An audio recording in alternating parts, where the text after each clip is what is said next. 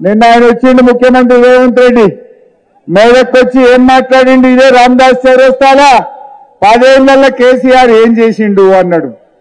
ఏం చేసిండు బిడ్డ లిల్లీపోట్?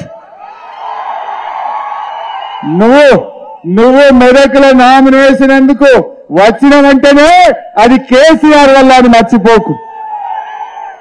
కేసీఆర్ మెదక్ జిల్లా చేయకపోతే మెదక్లో నామినేషన్ ఉండునా? ఇవాళ పేరుకు మెదక్ జిల్లా, మెదక్ ఎంపీ పోయి వెంకట సంగారెడ్డిలో నామినేషన్ వేస్తుండే. కానీ కేసీఆర్ వచ్చినాక మెదక్ జిల్లా చేసిండు. ఈ జిల్లా ప్రజల ఆకాంక్ష నెరవేర్చిండు. గా జిల్లా అయింది కనుక, ఆయన కలెక్టరేట్ కట్టిండు కనుక నువ్వు నామినేషన్ వేసేందుకు మెదక్కు వచ్చినావు. అంటే నిన్ను మెదక్కు రప్పించిన ఘనత ఈ గులాబీ జెండాది.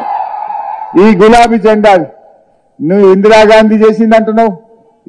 అబద్ధాలంతా కూడా అక్కేటట్టు ఉండాలి. ఇందిరాగాంధీ అంటే బిహెచ్ఎల్ తెచ్చిందని రామదాస్ చౌరస్తారా పచ్చి అబద్ధం చెప్పిండు రేవంత్ రెడ్డి. బిహెచ్ఎల్ వచ్చింది 1952లో, ఇందిరాగాంధీ ఎంపీ అయింది 1980లో, 30 ఏళ్ల తర్వాత అయింది. ఈయన అంటాడు ఇందిరాగాంధీ ఈడు ఎంపీ పోటీ చేసి బిహెచ్ఎల్ తెచ్చిందని అబద్ధం ఆడతాడు. అరే ఆయనకి ఎవరో స్క్రిప్ట్ రైటర్ అయినా సరిగా లేడు. ఆ రాసిస్తానన్నా అకల్ మనుకుతారా ఇషారతో రానా? నువ్వు చదువుకోవా కనీసం? ఏది పడితే అది మాట్లాడితే నవ్వుల పాలు కావా? ఇజ్జతమానం పోదా ముఖ్యమంత్రిది? నీది పోతావా కానీ కుర్చీది పోతుంది నాయన. ఆ కుర్చీ గౌరవాన్ని కాపాడు. ఏం మాట్లాడు? పేగుల మెడలు వేసుకుంటా, గోటీలాడతా. ఎవడైనా పేగుల మెడలు ఎవడేసుకుంటాడే? రాక్షసులు వేసుకుంటారు. నువ్వు పేగుల మెడలు వేసుకుంటే కాదు బిడ్డ, నువ్వు 6 గ్యారంటీలు అమలు చేయి. 6 గ్యారంటీల గురించి మాట్లాడు.